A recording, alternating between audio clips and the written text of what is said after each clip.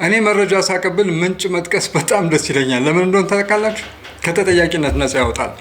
በነዳጅ የሚሰሩ ተሽከርካሪዎች የሚለቁትን በካይ ጋዝ መቆጣጠሪያ መሳሪያ እንዲገጥሙ ሊደረግ ነው ይላል ዛሬ ሪፖርተር ይዞት የወጣው መረጃ። ሪፖርተር ጋዜጣ ከተቀመጠው ስታንዳርድ በላይ የሚለቁ ይታገዳሉ ብለዋል።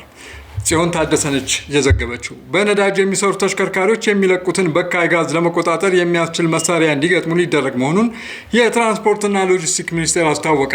የኢትዮጵያ ሲቪል አቪዬሽን ባለስልጣን ከእጽዋት የሚዘጋጅ የአውሮፕላን ነዳጅ ለመጠቀም የሚያስችል ዘላቂ የአቪዬሽን ነዳጅ ላይ የተሰራ የአዋጭነት ጥናት ሪፖርት ህዳር 18 ቀን 2018 ዓ.ም ሲያቀርብ የተገኙት የትራንስፖርትና ሎጂስቲክ ሚኒስቴር አለሙ ስሜ ዶክተር በነዳጅ የሚሰሩ ተሽከርካሪዎች የሚለቁት በካይ ጋዝ ምን ያህል መሆን እንዳለበት የሚወስን ስታንዳርድ መዘጋጀቱን ገልጿል ይላል ሪፖርተር ጋዜጣ።